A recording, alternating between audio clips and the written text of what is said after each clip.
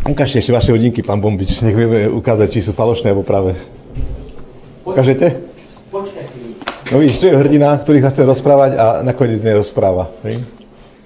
A iba upozorní pán Bombič, ešte raz budete rozprávať na našich ľudí a vyhrážať sa im, že to neskončí ako to.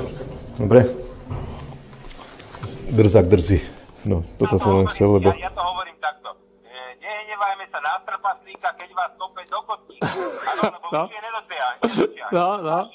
Boleštičko to dobre povedal. Nehnevajme sa na trpaslíka, keď nás kope do kotníka. Poďme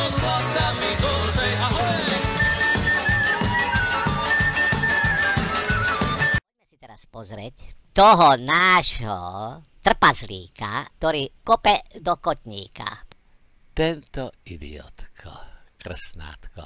Sme boli s Dandušíkom na súde, čo mal Kliment. Prišla Kolíková, vypovie, tam sme sedeli, no ale Dandušík mal jedno stretnutie, kde musel ísť, tak sme odchádzali preč. No jak sme odchádzali, pozrieť sa, ja som išiel tam do výťahu, tam na chodbe bola taká vrava, tam bola, len si počuli hlas jeho, ale čo hovorí, nebolo počuť. Dobre, tak som išiel, nič som nereagoval na to. A teraz on vydá toto video, kde je všetko počuť. A ja tu pozerám, no, ty krsnátko, iškariotské, však ty si obyčajný trpazlík. Obyčajný trpazlík. Teraz tu krásne som počul, čo tam vlastne jemu hovoril. No, a pustíme si zvuk, aby sme... Daniel Bombic, aka Nikolár, bol veľký hrdina v bezpečí svojej londýnskej pivnici. No tak áno, vyzýval Martina Daňa na debatu, aby išiel videodebatu, pretože nebol obmedzený žiadnymi podmienkami probačnými. Nebol obmedzený v Londýne, no tak áno, on bude debatovať s krstnátkom. Ak nejaké blúdy tam bude rozprávať, no tak ho zlikviduje. Bez problému. Ale teraz, keď je tu na Slovensku a je obmedzený probačným dohľadom a má súdom stanovenú podmienku, že nesmie robiť nenávistné prejavy. Ale tu není definované, čo je nenávistný prejav. Keby súd definoval, nesmieš robiť, toto nesmieš povedať, toto nesmieš povedať, toto, proste celý zoznam by mu dali nenávistných prejavov, ktorých sa musí zdržať a ostatné môže hovoriť. Lenže tu není taký zoznam. Krsnátko mu tam začne nejaké poburujúce sprostosti hovoriť, on ho uzemní a hneď, nenávistný prejav. On je trpaslík, ktorý kope do kotníka. On vidí, že nebude reagovať, akúkoľvek hovadinu bude hovoriť, ak mu tam hovorí, však to pustíme, čo tam hovorí, nácek a toto a hento. On na to nebude reagovať, pretože nechce riskovať porušenie probačného tohoto zákazu nenávistných prejavov. Pretože keď nemáš definovať, čo je nenávistný prejav, hoci čo povie, nenávistný prejav. No, tak on toto nepotrebuje s takými trpazlíkami sa dať do reči. Keď dojde na konferenciu, uteká. On neutekal. My sme išli na stretnutie do parlamentky. Tam je celé video o tom, ako sme tam išli. Keď máš dohovorené s niekým, že sa stretneš s niekým v parlamentke, no tak tam ideš. Preto sme po Kolíkovej výpovedi odišli. Neutekali. No, ale on tu píše, ale keď dôjde na konfrontáciu, uteká. On sa musí vyhýbať konfrontácii, pretože je probačným dohľadom. Ty idiot. Ty, keď si bol probačným dohľadom, ty si bol postratý, pošťatý, nechceš si robiť videá, nechceš robiť nič a ty ideš hovoriť, že on uteká. Ty, trpazlík, takto kopeš do kotníka. Takže toto je jeho kopanie do kotníka. Takže ideme si vypočuť. Ako kopal Dantušikovho kotníka. Pozrite sa. No čo pán Nacko? No čo pán Nacko? No.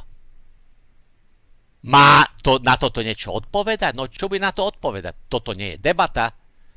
Toto nie je debata. On neutekal od debaty. Krstátko mohol s ním, keď bol v Londýne a nebol obmedzený probačným dohľadom, mohol s ním debatovať, čo chcel, mohol. Ale teraz na chodbe bude s trpazlíkom. No tak kopol ho do kotníka takto, že čo pán Nacko. Dobre, pokračujeme ďalej. Ako? No. Tak to chodí. A ja som tam vyšiel tu s ním, počkaj. Ja, úplný cirkusanti. No, úplný cirkusanti, no. Takéto kopanie do kotníka. Čo sa to v histórii. Ukážte ešte vaše hodinky, pán Bombič. No, ukážte vaše hodinky. Toto je čisté trpaslíkové kopanie do kotníka. No, bude na toto reagovať? A risknúť, že nenávistný prejav? No. Ďalej. Vieme ukázať, či sú falošné alebo práve. Ukážete? No, takže tu nás zaujíma hodinky. Takéto kopanie do kotníka to len trpazlíci dokážu. No vidíš, tu je hrdina, ktorý sa chce rozprávať a nakoniec nerozpráva. Tu je hrdina, ktorý sa rozpráva a nakoniec nerozpráva. No, pravda, že nerozpráva, keď je pod probačným dohľadom. A na takéto veci, o čom rozprávať? O čom by sa mal tu na chodbe rozprávať s trpazlíkom Daňom? No. On to tam som ja, tam tiež prichádzam do výťahu. Práva, hej? A iba upozorní pán Bombič, ešte raz budete rozprávať na našich ľudí a vyhrážať sa im, že to neskončí ako to. Že na našich ľudí a vyhrážať sa im? To komu sa vyhrážal jeho ľuďom? Kto sú tí ľudia? Toto by som chcel vedieť, Krstnátko. Kto sú tí jeho, že našim ľuďom sa bude vyhrážať? Akým jeho ľuďom sa vyhrážal? Však keď sa vyhrážal, nie, tak tu treba ísť na probačný úrad a tam treba povedať: Bombič sa vyhrážal našim ľuďom. O čom to tu hovorí? Nemám šajnu, o čom tu Krstnátko hovorí o vyhrážaní. Dobre, poďme ďalej. Dobre. Drzak drzí. No, drzak drzí. No. To je typické kopanie do kotníka. No, poďme ďalej. To som len chcel, lebo nechce dať svoje trestné spisy. Tak čo, pán Bombič, dáme tie trestné spisy, ukážete mi? Nemusíte ani zverejňovať a prídem, pozriem. Áno, no čo bude na budúce? Na budúce? Ľudí nevyrušujte tým, že by vás nemali oslovovať, dobre? Že ľudí nevyrušuje tým, že by vás nemali oslovovať. To je vyrušovanie? Keď povie, nechcem, aby ste ma oslovovali, to je vyrušovanie? To nie je vyrušovanie. To je to, čo probačný úradník chce. Aby sa nikým nepúšťal radšej do debaty a neriskoval nenávistné prejavy a zvlášť nepúšťať sa do debaty s nejakými trpazlíkmi. Tento náš trpazlík, to je také trápne, to je tak trápne pozerať. To je celé.